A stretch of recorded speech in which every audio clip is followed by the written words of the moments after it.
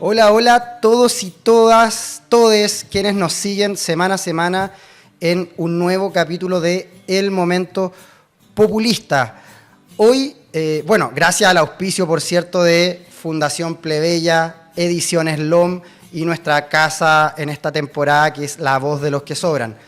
Hoy nos va a acompañar Malena Nijenson. Ella es doctora en estudios de género por la Facultad de Filosofía y Letras de la Universidad de Buenos Aires, becaria del CONICET, y actualmente está indagando las relaciones entre feminismo y populismo. Además es autora de este libro que tenemos acá, ¿no? La razón feminista, en donde aborda muchas cuestiones, temas y debates interesantísimos y muy profundos, por cierto, que vamos a tocar en esta conversación de hoy día. ¿Cómo estás, Malena? Hola, ¿cómo estás? ¿Todo bien? Todo bien, compañera. Bueno. Acá con muchas ganas ya de poder entrar en la conversación. Y bueno, importante aclarar, me imagino, pero aclarar igual no, el nombre de la razón feminista del libro dice relación también con cierta analogía con la razón populista, ¿no? Este libro de Ernesto Laclau. Y la posibilidad de seguir pensando las articulaciones, el pluralismo desde una mirada más hereje, no tan predeterminada. Y al respecto, para comenzar esta entrevista, en el libro tú planteas esta idea del régimen de la demanda, ¿no? Es muy propio no solo del feminismo, sino que en general de los movimientos sociales, movimientos populares. La demanda, demandamos esto, no más AFP, ni una menos, ríos libres, qué sé yo. Y está bueno, ¿no? Porque nos va permitiendo este diálogo o esta exigencia política a la institucionalidad.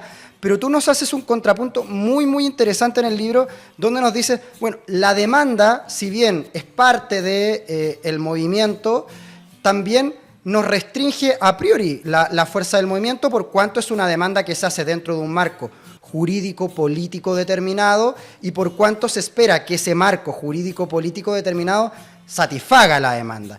Y en ese sentido haces un contrapunto con una idea más liberadora de la demanda, particularmente a propósito de las demandas feministas, ¿no? En Argentina, y cómo logran interpelar la institucionalidad, pero muchas veces sin pensar más allá de la institucionalidad.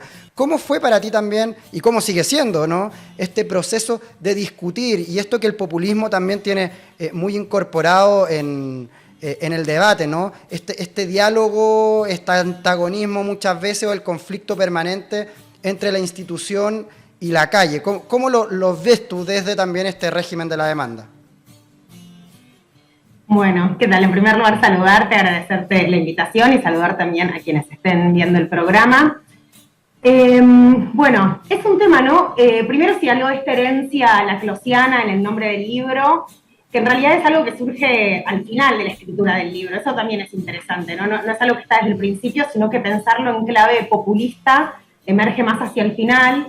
Al principio, en realidad, me propuse pensarlo más desde Hegemonía y Estrategia Socialista, que es el libro que Ernesto Laclau escribe junto a Chantal Mouffe en el 85. Hay algunas diferencias teórico-políticas entre los dos libros. Es un tema que después también quise indagar un poco. Pero bueno, con respecto a esto en particular que señalabas las demandas, dos cosas plantear quizás. A ver, en primer lugar, lo que yo quería analizar, en realidad lo que a mí me interesaba era ver cómo se estaba constituyendo. Bueno, el libro se publica en 2019, pero en realidad es la reescritura de mi tesis doctoral que la investigué y escribí entre 2014 y 2018. Entonces es justo en el momento ese en el que emerge el ni una menos, esta consigna, fenómeno, no sé, una multiplicidad de cosas es el ni una menos. Y algo que me parecía interesante era ver cómo se daban dos cosas. Por un lado, estas movilizaciones supermasivas en el espacio público, unos números que eran inimaginables para las movilizaciones feministas hasta ese momento. O sea, por un lado la cuestión de la masividad y por otro lado algo que empieza a pasar desde el año 2016, que son las asambleas que se empiezan a dar entre distintos espacios, distintos sectores de los movimientos feministas, pero no solamente, digamos, también ahí empiezan a emerger empiezan a articularse justamente, esta es la cuestión central, ¿no? Pensar cómo se iban articulando espacios, sectores, agrupaciones, ideas, demandas, tan diferentes, a veces incluso contrapuestas, con un espíritu común que era el de producir movilizaciones conjuntas para mantener esta masividad y al mismo tiempo producir documentos consensuados por toda la Asamblea. Yo analicé esto específicamente en el caso de la Ciudad de Buenos Aires, en primer lugar porque es donde vivo y en la experiencia de la que yo había participado, pero bueno, obviamente esto tiene una serie de problemas porque las asambleas fueron absolutamente, no sé si absolutamente, pero sé que hubo experiencias que no necesariamente son iguales o son diferentes, particulares, distintas a las de la Ciudad de Buenos Aires. Bueno, yo esas no las analicé, así que bueno, ahí hay como toda una parte de lo que sucedió en Argentina en esos años que obviamente no está en el libro.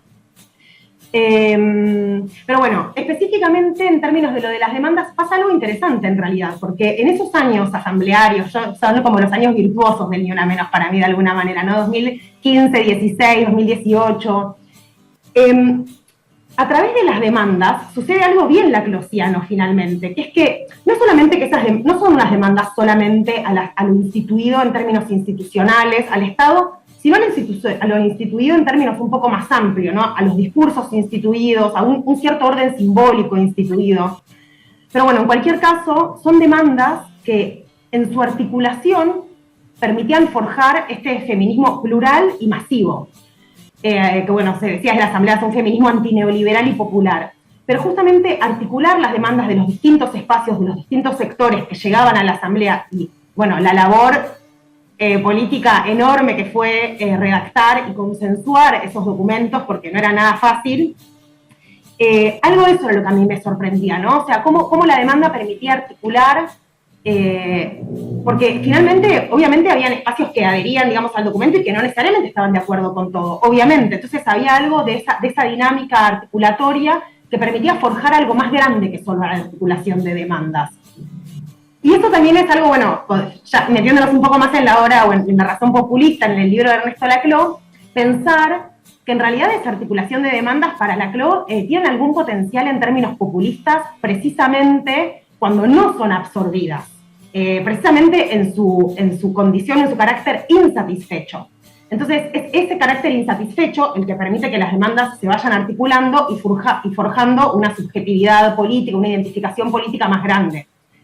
Y eso, bueno, era lo que a mí me parecía que eran claves conceptuales que permitían analizar qué era lo que estaba sucediendo políticamente entre toda esta pluralidad de espacios, movimientos, que no eran solo feministas, de mujeres, lesbianas, travestis, trans, no binarias, movimientos antirracistas, bueno, el activismo gordo, nombro un par, me estoy olvidando un montón, obviamente, pero ¿no? Como justamente desbordaba el feminismo de alguna manera y al mismo tiempo lo forjaba en unos bordes precisamente que se iban transformando también con el paso de esos años, de esas asambleas y de esas movilizaciones.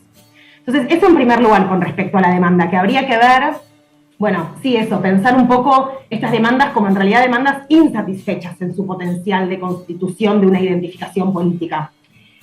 Y luego, sí, aparece toda esta otra dimensión, que es la dimensión más institucional, o si querés la relación que los movimientos, el feminismo como uno entre tantos, esta relación o esta tensión, mejor dicho, entre lo que podríamos llamar la calle y el Estado, o la calle y las instituciones, o de arriba, de abajo, bueno, hay como una serie de, sí, distintas palabras para nombrar algo de este orden, que es una relación tensa, ¿no? O sea, de hecho ha sido históricamente objeto de disputa entre los feminismos. Pienso, no sé, pienso en los años 70, por ejemplo, donde los feminismos lo que hacían eran los grupos de concienciación, esta idea de otra forma de hacer política, distinta a la forma política tradicional, partidaria, y algo de esos sentidos que parecían tan propios del feminismo, ¿no? El feminismo, porque circula también muchas veces esta idea de que el Estado es constitutivamente patriarcal, racista, clasista, sexista. Bueno, yo ahí me encuentro como feminista con un problema porque soy una feminista súper estatista. Entonces, pero bueno, más allá de lo que me pasa a mí individualmente con eso, es un problema a nivel teórico y a nivel político, obviamente. Y bueno, sí, no sé muy bien exactamente hacia dónde ir con esto porque es un tema. Bueno, hoy en día tenemos ministerio, por ejemplo, un ministerio de las mujeres, géneros y diversidad, esa es una cierta cristalización institucional. Hay algo también para pensar en términos de qué sucede, y esto también excede al feminismo, me parece, cuando la militancia ingresa en las instituciones, y me preguntaba también, bueno, si eso convierte a las instituciones en instituciones militantes, o si permanecen en su carácter institucional, y si las formas militantes afectan de alguna manera o no a las formas institucionales, ¿no? Son todas cuestiones difíciles de resolver. No sé si tienen una respuesta tampoco, ¿no? Son como nudos dilemáticos o problemáticos para pensar. Sí. Algo que a mí me interesa bastante pensar, que es la política feminista, ¿no? O sea, en el sentido de cuál es la teoría y la política que se da el feminismo, que se dan los feminismos a sí mismos. Sí, me parece muy interesante. Creo que abriste varias puertas. Me parece muy propio también, y creo que es un aporte cualitativo de la perspectiva feminista, no solamente en pensar la política, sino que en pensar también desde el populismo esta idea de cómo mantenemos viva la idea de la no sutura, ¿no? De lo insatisfecho, no como con esa necesidad de tener que satisfacerlo. No necesitamos suturar el círculo, ¿no? Sino que precisamente esa es la gracia de la disputa hegemónica contra hegemónica, ¿no? Que nos propone una perspectiva populista, y que me parece que el feminismo venía incorporando hace rato, ¿no? Me parece que el populismo toma un poco eso del feminismo. Tú hablas también ahí de la paradoja viva, me gusta mucho ese término, de la paradoja viva, cabalgar contradicciones, a propósito también de lo que hablabas de estar en el Estado y pensar las políticas de la calle. Acá en Chile, por cierto, que lo estamos viviendo. Quienes tendemos también hoy día a tener esta crítica constructiva, podríamos decir, en torno a qué tenemos hoy día en el gobierno. ¿Un gobierno de militantes o funcionarios militando? Y creo que eso marca también las posibilidades de transformar, liberar la institucionalidad, o pensarla dentro del mandato discursivo hegemónico y ver de qué manera no logramos generar cierto progresismo, pero que no se salga un poco de este marco preconcebido, y que me parece que es muy relevante a propósito de lo que hablabas. Y creo que también tocamos un poco, pero quizás estaría bueno que pudieses profundizarlo en torno a la idea del feminismo popular desde la razón feminista, ¿no? Ya hemos hablado acá en este programa, en las 2 temporadas que llevamos, latamente sobre el tema de las cadenas de equivalencia, estas demandas insatisfechas y este significante vacío. Hoy día tú nos propones, ¿no?, que el significante vacío podría no pasar por esta idea del ni una menos, que es profundamente heterogéneo, diverso, multirracista, multiclasista, ¿no? Sexo genérico también de manera diversa, que incorpora las distintas luchas de las diversidades y disidencias sexuales, la comunidad LGBTIQ+, pero le das también esta mirada desde la razón populista, de esta construcción de cadena de equivalencias que finalmente se diferencian, ¿no?, de un listado de demandas insatisfechas en que tienen, al final del día, una investidura simbólica unitaria, ¿no? Tienen una unidad que los distingue de otras cosas, ¿no? No es un listado de demandas, sino que hay una lucha común. ¿Cómo también ha sido este hermanamiento, diríamos, entre la razón populista y este feminismo popular, populismo feminista, feminismo populista, como ahí lo ha ido pensando para también aportar al debate? Porque quienes nos sentimos interpretados, ¿no?, con la categoría de análisis peyorativamente a veces, pero reivindicada también desde este lado como populismo, nos propone una mirada muy interesante y una construcción de un campo del feminismo popular también muy útil a la hora de pensar las transformaciones. Sí, bueno, es una apuesta, bueno, porque es cierto también que el significante populismo, feminismo popular, lo pienso más anclado, si querés, más el feminismo popular en torno a 2001, si sea de los años 90 o hay principios de los años 2000, post-2001, ese feminismo popular es cierto que tiene una lógica, o bueno, es algo muy amplio, ¿no? Obviamente que acá voy a estar haciendo algunos recortes arbitrarios con respecto a qué estoy hablando, pero más o menos podríamos pensar que tiene una lógica más bien anclada en una perspectiva autonomista, ¿no? De hecho, como, emerge como contrapunto al Estado, mientras que el populismo uno diría que no tiene esa relación con el Estado. Si bien es cierto que finalmente la CLO no desarrolla algo tanto en torno a la institucionalidad o al gobierno populista, sino más bien al populismo como esta construcción de un pueblo, como la lógica de construcción de un pueblo. Entonces, bueno, un poco en torno a esa idea de si había una posibilidad de una construcción de un pueblo feminista, que es algo que desarrolló una socióloga argentina, Graciela Di Marco, pensando en torno a algunas demandas que habían emergido en los principios del nuevo milenio. A partir de ahí hay otras colegas, bueno, Natalia Martínez, que está en el libro, Mercedes Barros, otra colega, que estaban pensando cierto devenir popular de los feminismos a partir de los años 80 y cómo ese devenir popular termina de forjarse de alguna manera al calor del discurso populista que pone en escena el kirchnerismo en los años 2003-2015, que implica pensar de alguna manera una lógica populista, popular, pero no necesariamente es lo que se había inscrito en el nombre popular en las experiencias que había en nuestro país. Pensar lo popular anclado en la tradición peronista, que es algo que sí estaba, obviamente, pero no tanto en términos de los feminismos. Y ahí, claro, o sea, bueno, es algo que muchos feminismos rechazan, ¿no? La idea de la hegemonía, en términos de la construcción de una hegemonía. De hecho, mayormente, si se quiere, está la idea de que son movimientos que van en contra de la hegemonía, es decir, en contra de lo establecido. Vienen de alguna manera a interrumpir el discurso hegemónico instituido, en términos sexogenéricos, patriarcales y sexistas, racistas, etcétera. Entonces, hay un problema igual con eso para mí ahí, que es, en algún momento también hay que tener la dimensión crítica, si se quiere, en algún momento precisa también de algún tipo de proyecto político, provisorio, tan provisorio como se quiera, es decir, es verdad, no hay sociedad reconciliada, tampoco es la idea de volver a una utopía en el sentido de, sí, una revolución que traería una sociedad reconciliada, pero al mismo tiempo tampoco perder cierto espíritu de algún lugar hacia el que tendemos, algún proyecto que tenemos, contingente, que puede cambiar de un momento a otro, situado, digamos, constituido en su tiempo, en su espacio, pero bueno, en algún momento una dimensión sí de proyecto, de querer, qué quiere generar, qué quiere hacer cómo se gana, ¿no? Finalmente, yo todo esto lo pensaba en torno a 2018, que fueron esas movilizaciones muy masivas, la marea verde por el aborto legal. Y bueno, yo pensaba, bueno, que acá finalmente queremos ganar o no queremos ganar. Había algo, ¿no? Porque uno quiere que la ley salga. Y bueno, para ganar también hay que tener un cierto proyecto político, ¿no? Algo de la dimensión netamente crítica me resultaba así como un poco, de alguna manera, creo.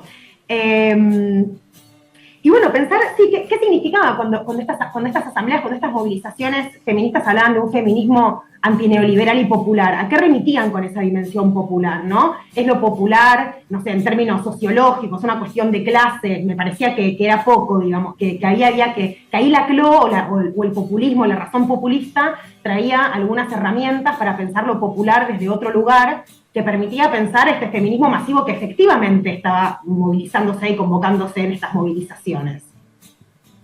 Sí. Entonces, algo... Sí, no, absolutamente. Y creo que está muy interesante también esa reflexión respecto también a la situación que nos está ocurriendo acá en Chile.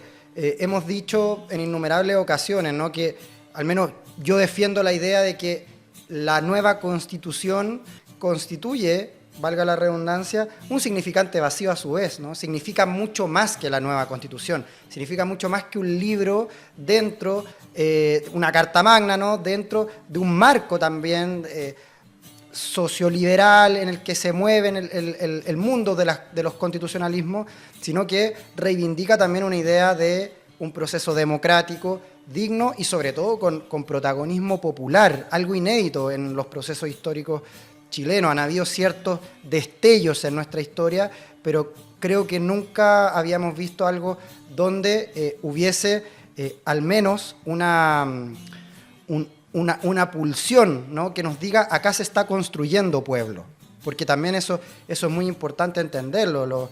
lo que tú decías antes, ¿no? El orden simbólico en torno a los discursos y también en torno a la arquitectura, ¿no? Jurídica y política de una sociedad, se construye, no viene preconcebida. Y acá en Chile teníamos ese sujeto neoliberal que hoy día tiene ciertas fugas, ¿no? Y dentro de esas fugas tuvimos una revuelta popular que rompió con un sistema de creencias, no solamente con una demanda insatisfecha, fue un sistema de creencias que nos permite hoy día estar pensando la construcción de un pueblo con un nuevo sistema de creencias, ¿no? Y eso está en disputa permanente, eso es heterogéneo, eso es diverso, y es multicultural y plurinacional, a pesar de las resistencias de élites, ¿no? Y sobre esa disputa, sobre ese carácter plebeyo, ¿no? de la disputa tanto en el que tú planteas, la razón feminista, como la que se da en términos culturales, simbólicos, espirituales. Hay un capítulo que lo tengo marcado acá porque te lo comentaba que me gustó mucho, que se titula "El problema no es romperse, el problema es dejar de intentar". Y ahí tú transcribes una conversación que tuvieron con S. Montenegro, que es un activista trans masculino, ¿no? De tradición peronista, y Ornella Tinirello, que es feminista, peronista, militante popular y lesbiana, durante julio de 2019. Y particularmente en esa conversación, ahí, bueno, si quieres también nos cuentas otros detalles, pero me llamó muchísimo la atención donde ellas plantean, ¿no? Esta idea de que hay toda una visión repeyorativa, dicen, del trabajo comunitario, del trabajo en el barrio. Nosotras vamos a otro lugar, eso pasa en otros lugares, eso también se reproduce en las asambleas y está bien porque todas debemos discutir. Y ahí habla, ¿no? de el rol de las iglesias evangélicas, a propósito que dice que las iglesias evangélicas avanzan porque están del lado de las que están más hechas mierda y le están tirando una soga que permite que al otro día le puedan dar de morfar a los pibes, y luego desarrolla toda una idea, ¿no? del trabajo en las cárceles, de la utilidad también de esta disputa cultural que muchas veces desde los sectores más progresistas, transformadores y en un amplio sentido de izquierda, se tiende a trivializar, sino a rechazar la idea, ¿no? de generar estos vínculos, estos puentes, estas construcciones con un mundo acá evangélico, pero en términos generales de un mundo de una espiritualidad que podría, en términos teóricos al menos, contravenir o chocar con el sistema de creencias que defienden estos movimientos, estas fuerzas. ¿Cómo también tú ves esta experiencia? Porque son además una conversación con dos personas, a mi juicio, autorizadas no solo teóricas, sino que vivencialmente para hablar de este tema, y cómo para ti también fue llevar esta conversación y llegar, decantar o abrir esta puerta de repensarnos en torno a un vínculo también con el mundo cristiano, católico, evangélico en particular, y la acción barrial que hacen. Bueno, claro, yo no sé si voy a hablar tanto de esto de los sectores evangélicos, porque tampoco, no sé si se estaría en condiciones de decir si hay que articular ahí o no hay que articular ahí o cómo hacerlo. Pero sí pienso, digamos, algo de esa conversación apuntaba un poco a discutir algunas cosas que sucedían en ese espacio asambleario, aunque se nombraban otras. A ver, ¿cómo te digo? Entonces, se hablaba de una gran articulación entre todos los espacios, y después, bueno, uno también veía, lo cual es evidente además, sería imposible que no sucediera, que había jerarquizaciones, obviamente, no todas las voces eran igualmente escuchadas, no por eso también Orne trae esta problemática de, bueno, ¿qué sucede para ciertos sectores que participaban de la asamblea y que otros sectores no estaban escuchando o atendiendo esas demandas simplemente porque no estaban interpeladas por esas cuestiones? Entonces, bueno, por un lado eso, digamos, ¿qué jerarquizaciones pues si bien hay una articulación de demandas, perfecto, todas aparecen en el documento, pero bueno, ¿qué jerarquías estaban trazadas entre esas demandas, ¿no? ¿Qué voces eran escuchadas, más aplaudidas, más tenidas en cuenta en la asamblea? Todas esas dimensiones del poder, si se quiere, que a mí me parece una dimensión súper legítima de la práctica política, pero bueno, muchas veces se dice, no, acá articulamos todas iguales. Bueno, sororidad, bueno, no sé si tanto, ¿no? Y tampoco me parece que haya que postular una sororidad casi inexistente finalmente, ¿no? Porque que haya disputa también significa que hay política viva. Así que en ese sentido, bueno, por un lado que era señalar un poco esa cuestión, ¿no? De ciertas jerarquizaciones que se trazaban entre las demandas, entre los sujetos que pertenecían a este movimiento plural. Eso por un lado. Y por el otro, porque, bueno, esta es una discusión extensa, ¿no? De alguna manera, algo de, bueno, de dónde emergen los feminismos, o mentira, en realidad habría que plantearlo de la siguiente forma. ¿Cómo se dota de sentido al nombre feminista? Es decir, si feminismo es un nombre, ponernos bien laclosianos, si feminismo es un nombre, ¿cómo llega a constituirse lo que feminismo significa o los sentidos a los que feminismo remite? Entonces, en ese sentido, disputar también un poco ciertos sectores más legitimados para la palabra feminista. Bueno, no se construye en los barrios, por ejemplo, no sé, las mujeres evangélicas, por decirte un ejemplo, sentidos que podrían inscribirse en el nombre feminista, entonces, cuando eso entra en disputa con otros sentidos históricamente inscriptos en ese nombre. Entonces, también tenía que ver un poco con dar esas disputas y pensar un poco, bueno, cuáles eran las problemáticas a las cuales los feminismos estaban prestando atención, los feminismos o todos estos movimientos articulados en torno, bueno, ni una menos como un significante vacío, ¿no? O sea, ¿cuáles eran las problemáticas que estaban interpelando, que estaban movilizando a esas asambleas, a esos espacios políticos? Y ver cuáles eran las disputas en torno a eso. Muchas veces parece como que el feminismo tiene una serie de verdades instauradas como verdades feministas y en todo caso, bueno, cuando llega cierto despertar feminista uno tiene que aprenderse más o menos esas cuestiones, algo de un proceso de deconstrucción o alguna de esas cosas que circulan hoy en día, y en realidad creo que eso es también una forma de no alojar las disputas que emergen cuando distintos sujetos que antes no participaban del nombre feminista empiezan a reivindicarlo porque producen otros sentidos para ese nombre. Es incluso también cuestionarse, bueno, ¿por qué? ¿Cómo se fueron trazando los límites de aquello que se inscribía en el nombre feminista, ¿no? O sea, ¿por qué toda una serie de experiencias han quedado por fuera de esa inscripción? Por decirte algunos ejemplos. A mí particularmente en este momento me interesa pensar un poco cómo algunas experiencias de politización de las mujeres del pueblo, de las mujeres peronistas a lo largo del siglo XX, quedaron por fuera de las memorias feministas, por decirlo de alguna manera.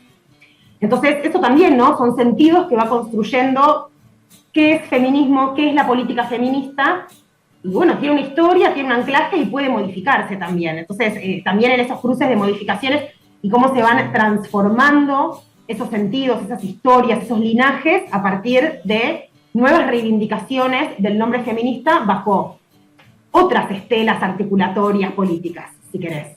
Sí, no, de todas formas, me parece muy importante también esta perspectiva de la disputa, ¿no? La disputa no se da convenciendo a los y las convencidas, ¿no? Se da también convenciendo a aquellos y aquellas que no necesariamente hubiesen pensado estar de este lado, y bueno, eso también es ir ganando la guerra de posiciones, lograr que quienes no asumían desde un principio nuestro relato, lo vayan asumiendo, y asimismo, quienes estamos desde este anclaje, ¿no? Poder ver cómo también vamos asumiendo la incorporación de estas nuevas voces, de estas nuevas actorías, de estas voces que sobran en nuestra articulación. Me parece que por ahí está la clave de la disputa, que me gusta mucho eso que planteas, ¿no? De esta disputa, no por disputar, sino que una disputa por el poder, porque no hay que tenerle miedo a hablar del poder. El poder es lo que finalmente estamos buscando, porque es la herramienta más útil para poder cambiar las cosas, ¿no? Aunque suene utópico, bueno, es nuestra utopía, ¿no? Cambiar las cosas. Te digo una cosa, algo de eso de, no es en realidad como la incorporación de voces que sobran, ¿no? Esta idea que está muy de moda de la inclusión, hay que incluir, cómo incluir, sino en realidad pensar cuáles fueron los mecanismos por los cuales esas voces quedaron expulsadas, ¿no? Y es otra perspectiva con respecto a esa dinámica. Y cómo y esa expulsión como disputa, ¿no? En general las posiciones en realidad que desprecian la disputa, el poder, es porque ese lugar no disputado, no puesto en cuestión, remite a ciertos privilegios también, ¿no? En general sea, la disputa proviene siempre de los sectores que han sido expulsados o que han sido dejados de lado. Entonces es como, ay, ahora disputar como algo bueno, porque claro, lo otro quiere decir que se está en una posición cómoda, digamos, cómoda en el sentido de que dentro de cierto contexto, obviamente, eso que se ha legitimado no se pone en cuestión, no queda cuestionado, que aparece como una verdad, como algo natural. No sé si natural, porque hoy en día ya casi nadie es esencialista, pero sí, algo que aparece como, bueno, esto es así. Entonces, cuando otras voces disputan esto es así, estas verdades reveladas que creemos, ahí aparece, ¿no?, en juego todo, los mecanismos por los cuales esas voces fueron expulsadas y las formas también de disputar, sobre todo quién relata, ¿no? ¿Quién tiene la palabra? ¿Quién da voz? ¿Quién da sentido a feminismo en este caso? Sí, no, y acá lo vimos hace pocos días con la adhesión de las Carmelitas Descalzas, ¿no?, de San José de Maipo, que no sé si la palabra técnica es congregación, pero bueno, es una congregación, diríamos, de monjas acá chilenas que sacaron una carta apoyando la opción por el apruebo a la nueva Constitución y que hizo...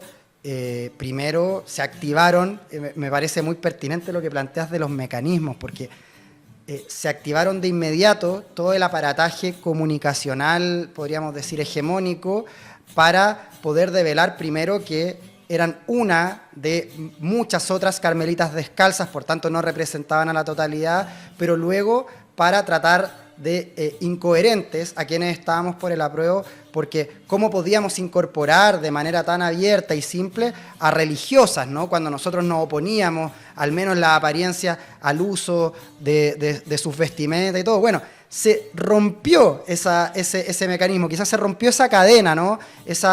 Se dislocó un poco la idea donde se daba por hecho de que estas voces marginadas tenían que seguir marginadas de este espacio y cuando se construye ese puente o se rompe esa cadena, logramos también cruzar el puente, cortar las ataduras y poder pensar un futuro distinto, un futuro donde decimos acá quepan todos, todas y todes. Entonces, creo que por ahí me hizo clic esa conversación, ¿no? Creo, a propósito de la valoración que hacen estas compañeras con las que tú hablaste en el libro, de la iglesia evangélica, del trabajo barrial y el trabajo en las cárceles. Y para ir tocando un último tema, también tú hablas de algo que es muy, muy sugerente, que creo que abre muchas puertas, ¿no?, que es esta idea de la amistad. Y para hablar de la amistad, Tomás, a quien acá ha sido en este último año el enemigo público, ¿no?, de los teóricos más liberales, que sería Carl Schmitt, donde él nos plantea, ¿no?, la esencia de la política, la esencia democrática en esta distinción amigo-enemigo. Bueno, y tú dices, ¿por qué vamos a hacer como que no está? Está Carl Schmitt, agarrémoslo y veamos el nuevo horizonte para pensar una amistad con esta lógica, sin abandonar el antagonismo. ¿Podrías desarrollarnos un poco esa idea? Me parece muy, muy buena. Sí, tiene que ver sobre todo con pensar el antagonismo como lo constitutivo de la política, ¿no? Entonces, en ese sentido, pensar que justamente el feminismo, ¿por qué lo pienso como un nombre? Y no como algo que tiene unos ciertos contenidos mínimos, que después van declinando en sus diferencias, ¿no? No, es un nombre porque justamente es aquello que se inscribe en función de la frontera antagónica que se está trazando. Y que esa frontera antagónica trace la constitución identitaria de lo que queda del lado del nosotres y por tanto lo que queda del otro lado, el ellos, ellas, es lo que constituye el campo político en el cual emerge una identificación. Entonces, pensar que el antagonismo es constitutivo de la política es, de alguna manera, si querés, la forma más antiesencialista de pensar la constitución identitaria, la constitución subjetiva, porque no tiene un contenido positivo, sino que justamente es en esa negatividad, en esa frontera que se traza con un otro, con ese enemigo, que se va constituyendo una identificación de lo que queda de este lado. Te lo pongo en términos de lo del ni una menos, que decíamos recién que yo planteé que hablábamos recién como significante vacío. ¿cuál es la idea? La idea era, bueno, hay una pluralidad de demandas, o una pluralidad de espacios, de agrupaciones, de organizaciones, etcétera, que participaron de esas asambleas, que no necesariamente tienen algo en común.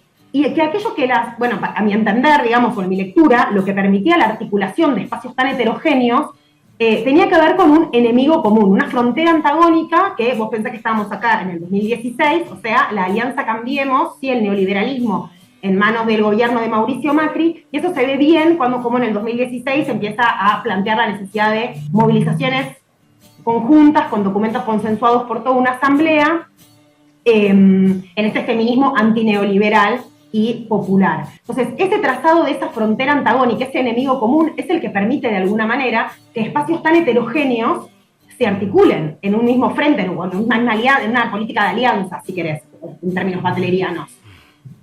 Porque yo pensaba en ese momento, es insólito, no sé, kirchneristas y trotskis en una misma asamblea, ¿no? Nos reíamos de esas cosas. O bueno, no sé, en 2017 es el enorme debate por la cuestión del trabajo sexual. Entonces, esas eran discusiones, no quiero entrar en esa disputa, ¿no? Pero esas eran discusiones muy fuertes, y claro, lo que mantenía la idea de seguir produciendo estas movilizaciones conjuntas era de alguna manera esa frontera antagónica, ese trazado de la frontera permitía que estuviéramos todas del mismo lado, todos disputando contra el macrismo, el gobierno de ese momento de la Argentina. De hecho, fíjate que, no sé si te acordás que estaba esa consigna, el primer paro a Macri se lo hicimos las mujeres. Bueno, entonces algo de...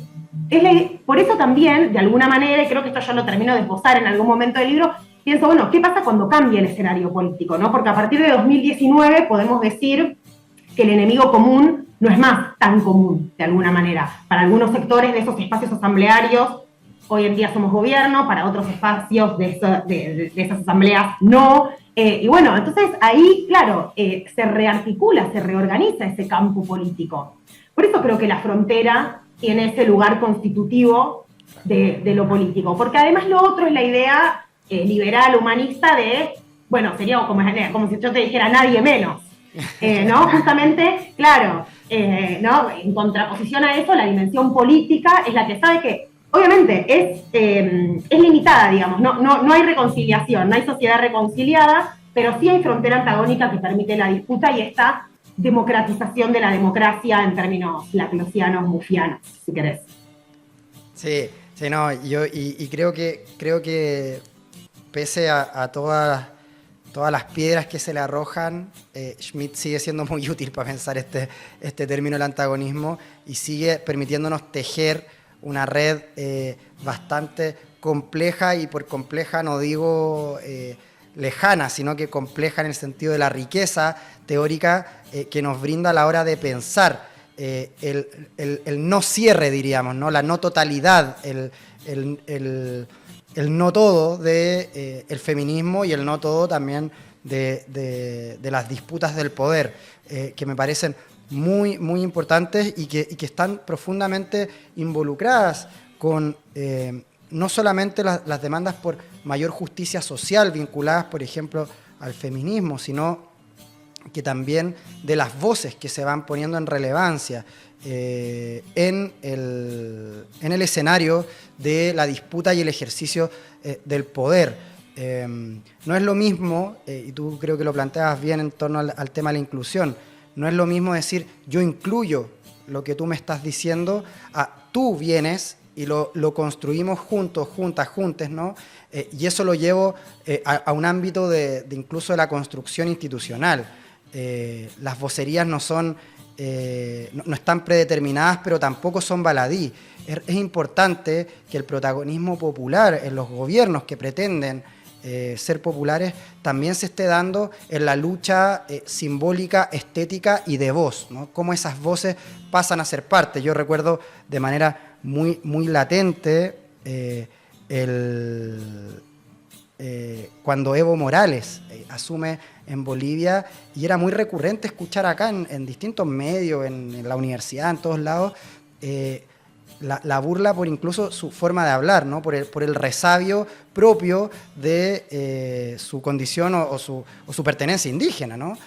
que evidentemente el castellano no se pronunciaba igual por esa voz que por otras voces, quizás incluso su vicepresidente, ¿no? Álvaro García Linera, que estética y simbólicamente representa mucho más un cuerpo y una voz hegemónica. Bueno, creo que eso es muy relevante. Creo que acá en Chile, un poco con el proceso constituyente, se logró dar ese paso. Yo me logré emocionar muchísimo cuando la primera presidencia de la Convención Constitucional la tiene una representante del pueblo mapuche y que además se hayan incorporado distintas voces, no todas, pero distintas voces, y que hoy día ese protagonismo también siga vigente, a diferencia de muchas personas que ven, se escandalizan con que una tía Pikachu, ¿no? Una persona que protestó disfrazada en la calle, hoy día haya escrito la propuesta constitucional.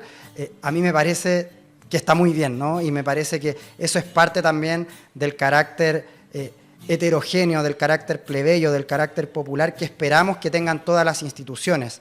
Y es un desafío, evidentemente, sobre todo como tú decías, donde no todos hoy día somos gobierno, otros no nos ven como con la misma pertenencia y también dentro tenemos que dar ciertas disputas. Creo que eso es una pregunta que todavía no tiene respuesta, pero que sin duda tenemos que siempre tenerla presente. Así que para terminar, siempre nos gusta pedirle a nuestros entrevistados y entrevistadas que nos recomienden algo, libro, película, serie, música, lo que sea que les esté provocando en este momento dejarnos acá. Estaría muy, muy bueno que nos pudiera hacer ese presente, Malena. ¡Ay, qué difícil! Bueno, no sé, lo que estoy leyendo ahora. Bueno, estoy leyendo ahora un libro de Sergio Friedemann sobre la universidad. Mira, el tema es interesante, es histórico, pero también involucra algo de estas discusiones contemporáneas que estamos teniendo. Se llama La Universidad Nacional y Popular de Buenos Aires, que es de la experiencia en el 73, cuando Puigros estuvo ahí a la cabeza de la universidad, y esta reforma de hacer una universidad al servicio del pueblo, bueno, una lógica muy setentista, ¿no? Y cuenta un poco todo eso. Así que esa es una recomendación que hago, incluso por histórico, por la importancia histórica, y también porque algunas de las cuestiones que se discutieron en ese momento en torno a la universidad y lo popular, pienso que hoy pueden servirnos como claves de discusión para pensar los movimientos, lo popular, el Estado, la institución, etc. ¿Y qué más tengo para recomendar?